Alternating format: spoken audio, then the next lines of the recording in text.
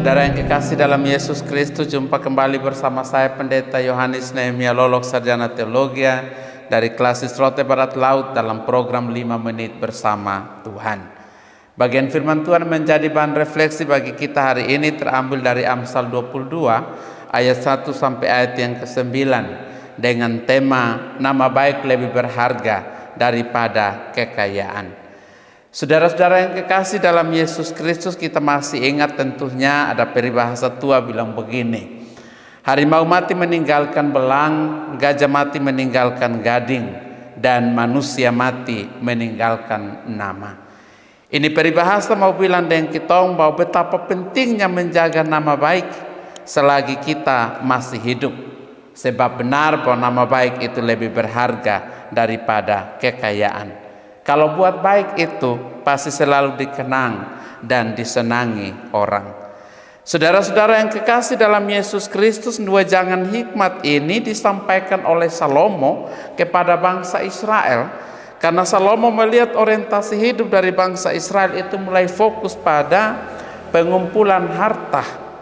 Sebab bagi mereka kekayaan itu adalah jaminan hidup, mengangkat prestasi, popularitas, pujian, dan kehormatan diri. Bukan hanya itu saja, malah mereka mulai dengan gaya hidup individualisme. Kepentingan diri jadi skala prioritas dan mengabaikan kepentingan sesama. Dan untuk itu, untuk sampai pada semua itu, ada upaya perampasan hak, penindasan pun terjadi terhadap kaum lemah. Asalkan diri mereka bahagia, yang lemah semakin lemah, dan yang kuat, yang kaya semakin menumpuk kekayaan. Gaya hidup yang demikian menjadikan seseorang angkuh dan sombong, akan hilang rasa hormat dan peduli terhadap Tuhan dan sesama. Karena bagi mereka kekayaan itu segala-galanya. Dengan kaya seseorang akan disanjung, dapat nama, dapat posisi, dan lain sebagainya.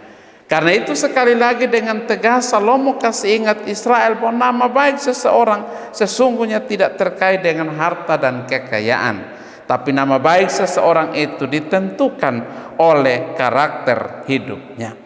Bagian bacaan kita hari ini memberikan beberapa gambaran tentang ciri karakter hidup seseorang yang menentukan dirinya punya nama baik dan dikasihi orang. Saya catat yang pertama di ayat 4 dan ayat yang ke-5 itu dia bilang harus memiliki hidup takut akan Tuhan. Saudaraku, takut akan Tuhan bukan berarti bahwa dia takut kepada Tuhan, tapi takut akan Tuhan di sini lebih menunjuk pada sikap hormat, takjub dan tunduk serta taat kita kepada Tuhan. Mesti ada kesadaran diri bahwa hanya Tuhan saja yang Maha Kuasa, yang layak menerima segala kemuliaan dan hormat. Mau supaya kita punya nama baik dan dihormati, maka hiduplah rendah hati dan takut akan Tuhan. Orang yang rendah hati dan takut Tuhan, dia tidak membanggakan diri dan tidak semata-mata bergantung pada kekayaan, tapi dia bergantung sepenuhnya kepada Tuhan. Ciri yang kedua, Salomo bilang berpihak pada kaum miskin dan lemah di ayat yang ke-7 sampai ayat yang ke-8. Bahwa kalau kita mau supaya kita punya nama baik dan dihargai dan dihormati, maka kita juga mesti memperlakukan orang lain dengan baik. Kita tidak bisa memaksa orang lain memperlakukan kita dengan baik, tapi kita sendiri tidak memperlakukan orang lain dengan baik. Kaum miskin, mereka yang lemah, budak dan lain sebagainya juga perlu diperlakukan dengan adil dan benar. Jangan peras orang miskin untuk memperkaya diri. Jangan jadikan sesama sebagai budak hanya karena tak mau bayar hutang dan yang diberikan dan seterusnya. Bapak, Ibu dan saudara-saudara yang kekasih dalam Yesus Kristus, nilai hidup manusia lebih berharga dari nilai uang. Pada saat kita menghargai sesama karena nilai diri sebagai sesama manusia yang diciptakan Tuhan, Tuhan buat nama kita harum dan terhormat di mata sesama. Yang ketiga dan yang terakhir, harus memiliki karakter hidup berbagi berkat kepada sesama yang miskin. Kekasih Tuhan sekalian yang saya kasih dalam Tuhan Yesus Kristus, sekali lagi saya mau mengingatkan bagi kita sekalian bahwa kita punya nama baik dan terhormat kalau selagi kita hidup itu kita juga belajar berbagi berkat dengan sesama, terutama mereka yang miskin, yang berkekurangan dan seterusnya. Apalah untungnya kita bicara, kita bilang kasihan dengan keadaan seseorang, tapi kita tidak pernah hidup berbagi dengan mereka. Mereka tidak sekedar membutuhkan kata kasihan kita, tapi mereka membutuhkan aksi kita yang mau berbagi dengan mereka. Karena itu jadilah orang yang mau berbagi berkat dengan orang miskin dan orang susah dalam hidup ini. Apa yang kita tabur akan dikenang orang dan berkenan juga di hadapan Tuhan. Saudara-saudara yang kekasih dalam Yesus Kristus, karena itu ingatlah akan pesan penting dari Salomo ini. Nama baik lebih berharga daripada kekayaan besar.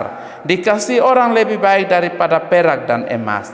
Wejangan ini harus dipegang teguh oleh setiap orang percaya dan patut diajarkan kepada anak-anak cucu kita.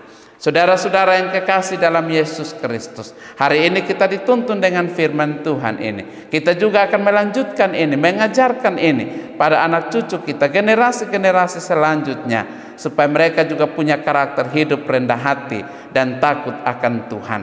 Karakter belajar hormati sesama dan hargai hak-hak orang lain. Karakter menjadikan hidup sebagai saluran berkat bagi sesama. Ketika anak cucu kita dididik demikian, hidup dalam karakter diri yang demikian, Tuhan akan menganugerahkan nama baik, kehormatan dan kemuliaan bagi kita semua. Nama baik lebihlah berharga daripada kekayaan. Tuhan memberkati kita semua dengan firman-Nya. Amin.